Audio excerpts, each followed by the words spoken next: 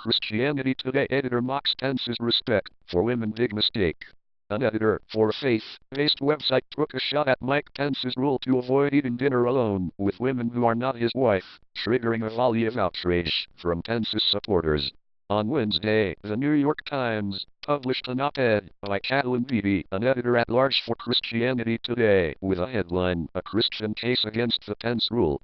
Beatty discussed Pence's rule in the context of the Harvey Weinstein scandal.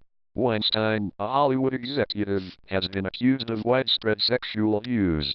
Although noting that some commentators have said Pence's code of conduct would prevent that type of abuse, Beatty said that's not so. But the Pence rule is inadequate to stop Weinsteinian behavior, she wrote. In fact, it might be its sanctified cousin. It's time for men in power to believe their female peers when they say that the rule hurts more than helps. Beatty wrote that her experience with a rule which is kept by many Christian men other than Pence was that it led to an obsession with preserving the appearance of purity as opposed to common sense. Trending. Dem reads Trump's tweets out loud during hearing. That's when he hears from Jeff Sessions. She also wrote that the rule's precepts are flawed. The Pence rule arises from a broken view of the sexes. Men are lustful beasts that must be contained, while women are objects of desire that must be hidden away, she wrote. Offering the Pence rule as a solution to male predation is like saying, I can't meet with you one-on-one, otherwise I might eventually assault you. If that's the case, we have far deeper problems around men and power than any personal conduct rule can solve. Tucker Carlson Tonight senior political contributor Hume praised the moral effectiveness of Pence's rule amid the droves of recently unearthed sexual misconduct scandals involving men in positions of power.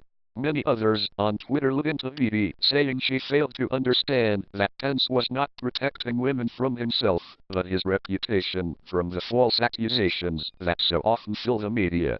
Beatty also claimed that the rule is discriminatory. Most female Christian leaders I know find the Pence rule frustrating. All the people I know who keep the rule are men. Imagine a male boss keeps some variation of the rule but is happy to meet with a male peer over lunch or travel with him for business. The informal and strategic conversations they can have is the stuff of workplace advancement, she said. Unless there are women in senior leadership positions and in many Christian organizations, there are not women will never benefit from the kind of advancement available to men. Her conclusion was that the problem lies with men. The answer is not to ask women to leave the room. It's to hold all men in the room accountable and kick out those who long ago lost their right to be there, she wrote. What do you think? Scroll down to comment below.